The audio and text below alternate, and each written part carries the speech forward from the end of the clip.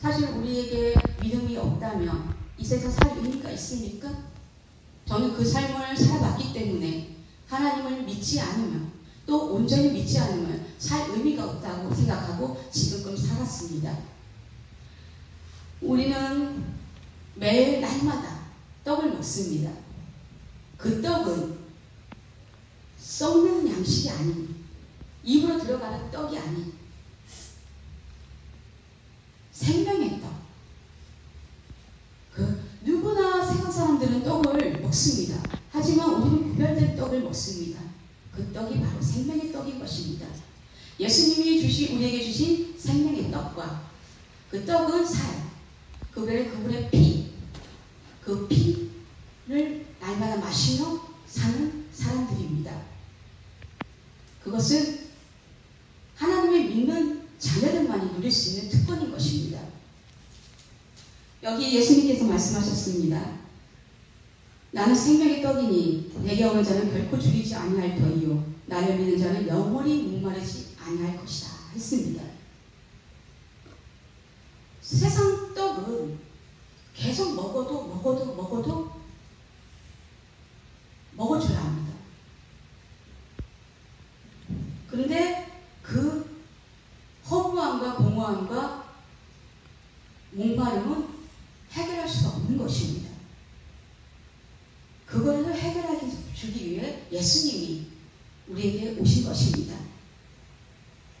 그래서 우리는 하나님의 자녀들은 무엇을 먹을까, 무엇을 마실까, 무엇을 입을까 하는 걱정을 안 해도 됩니다. 여기 말씀하시지 않았습니까? 결코 나를 믿으면 줄이지 않고 목마르지도 않는다고 했습니다. 그런 것들은 이방 사람들이라 구하는 것이지 하나님의 자녀들은 저절로 그런 것들은 구하지 않아도 하나님이 다 이미 주셨다는 것입니다. 그래서 우리는 그의 나라와 그의 의를 구하는 하나님의 일을 해야 합니다. 그 일은 무엇일까요? 바로 영혼을 구원하는 것입니다. 내 아버지의 뜻은 아들을 보고 믿는 자마다 영생을 얻는 이것이니 마지막 날에 내가 그를 다시 살리리라 했습니다. 저는 온전한 복음을 깨닫기 전에 한 명도 전도해 본 적이 없습니다. 그럼 제가 예수님께서 십자가에서 다윗을 7가지 속량의 은혜를 깨닫고 제 문제를 단방에 해결했습니다. 공허하고 허무하고 살 의미가 없던 제게 내 안에 살아계신 성령님을 알고부터 배에서 생수가 터진 것입니다. 여기 나오는 대로 영원히 목마르지 않는 그 비결을 복음을 깨닫고 알게 된 것입니다. 그래서 그 즉시 배에서 생수가 터져서 전도를 하게 된 것입니다. 하나님의 은혜로 말미암아 전도의 불이 제게 임한 것입니다. 성령께서 제게 그동안 미애야 저 사람 전도해라 했을 때 저는 그 사람들을 다 살렸습니다. 제 마음가짐은 저 사람을 지금 살리지 않으면 언제 다시 볼지 모른다. 저 사람에게 복음을 전해서 그 영혼을 살려서 하나님 품에 안겨드려야 돼. 그것이 내가 받는 은혜가 너무나 크기 때문에 저 사람 또한 나와 같은 천국 복음을 누림으로 행복하게 살게 해줘야 돼. 그렇기 때문에 나는 내 마음가짐을 항상 깨워서 성령님의 음성에 귀를 기울여야 해. 그렇게 그동안 살았습니다. 그래서 하나님 성령님께서 제게 지시한 사람들을 놓치지 않고 전도했습니다. 오늘은 주일입니다. 주일날 기쁜 마음으로 단독자로 성령님과 예배를 드리기 위해서 기쁨으로 뛰어왔습니다. 마음에 막 즐거움이 넘쳤습니다. 여러분도 그러시죠? 주일을 너무 기다리지 않나요? 너무 행복하잖아요. 찬양하고 예배 드리고 나의 하나님 앞에서 막 우리 친구가 일찍 와가지고 막 요즘에 너무 기뻐하잖아요. 원래부터 좋아했지만 요즘 들어 더 일찍 오잖아요. 막 찬양도 하고 하는 게 너무 좋잖아요. 그것처럼 해가 갈수록 우리는 예배를 더 사모하고 더 기뻐하고 더 즐거워합니다. 그래서 오늘도 기쁜 마음으로 왔는데 저가 구하는 게 있습니다. 하나님 아버지, 제가 하루를 살 동안 1명, 2명, 3명, 4명, 5명 정도 꼭 하나님의 품에 안겨줄 수 있도록 하나님 그 영혼을 주셨음을 믿습니다. 하고 날마다 하나님께 구하고 오직 의는 믿음으로 살리라 한 것처럼 이미 받았다는 믿음으로 하루를 삽니다. 근데 오늘 주일 남은 시간을 갖고 교회에 오는데 여기 밑에 건물에 그 낙지집이 있습니다. 그 낙지집에 그 딸 그리고 어떤 남자분 그리고 남자 사장님을 예전에 영접을 시켰습니다. 그들을 교회를 초청하기 위해서 복음을 계속 전하고 있습니다. 전도를 하고 있습니다. 근데 그들을 예수님을 먼저 영접시켰습니다. 성령이 그렇게 하라고 하셔서 영접을 시켰는데 그 사모님은 계속 전도를 했지만 예수님을 믿지 않았습니다.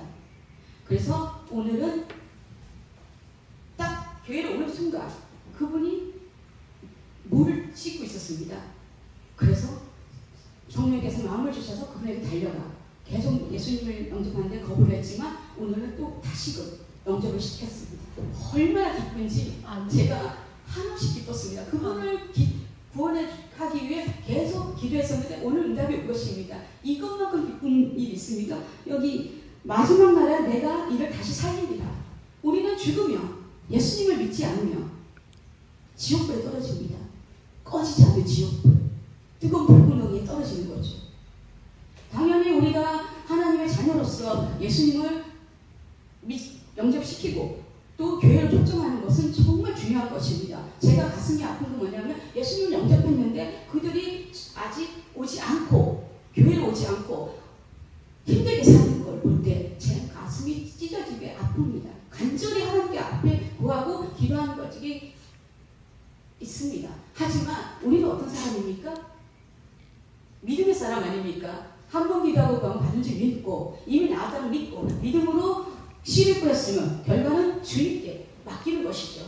우리는 성령님께서 우리에게 시키는 일, 그 일을 했으면 그거를 그냥 기쁨으로 결과를 믿음으로 보고 기다리면 됩니다. 우리가 하려고 한다면 그거는 아주 하나님이 싫어합니다. 하나님은 그때는 지켜보시죠. 그렇구나. 해봐. 하지만 우리가 성령님 다 맡겼습니다. 저 성령님이 하라는 대로 다 했어요. 성령님 저 예뻐요? 잘했잖아요. 그래 너무 잘했다.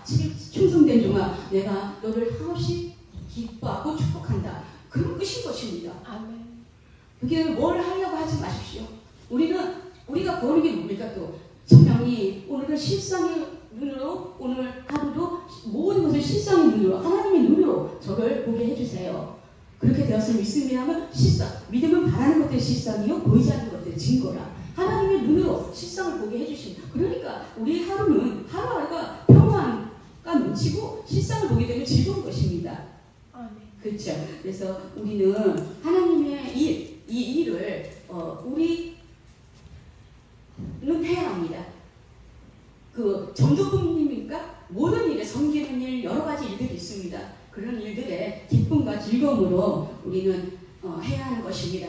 힘들어, 지겨워, 못하겠어. 왜 나한테 이런 일을 시키는 거야? 만약 우리 친구에게 엄마가 그렇게 시켰는데 힘들게 막 하면 엄마 보기 어떨까요? 대저식이 너무 힘들어하네? 어떡하면 좋을까? 이 아이를 기쁘게 하면 참 좋을 텐데. 그러면 엄마 마음도 기쁠 텐데. 그럴 때 우리 엄마들은 어떤 기도를 하나요?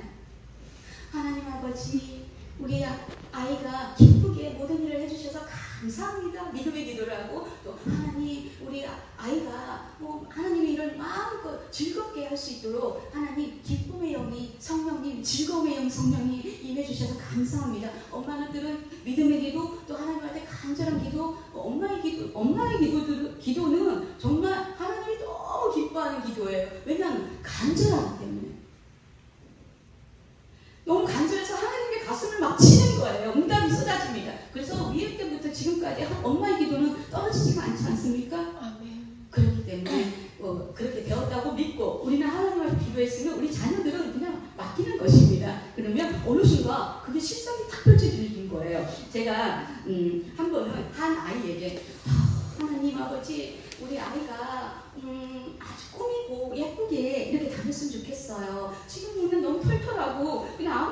없고 자신 꾸미는데 전혀 관심이 없어요. 예쁘게 꾸몄음, 자신을 아름답게 꾸몄음, 그리고 화장도 예쁘게 했음, 이렇게 한 번 기도했어요. 어느 날인가 근데 현상은 그대로야. 그게 현상이요? 현상 그대로야. 그냥 대충 입고 그렇게 그냥 왜냐하면 하나님으로만으로 기쁘고 즐거우니까 그냥 기쁜 거예요. 근데 어느 순간 그건 현상이에요? 아유, 현상은 지나가잖아요. 실상이 되니까 어느 날 또 뭐 무지하게 꾸미는 거예요.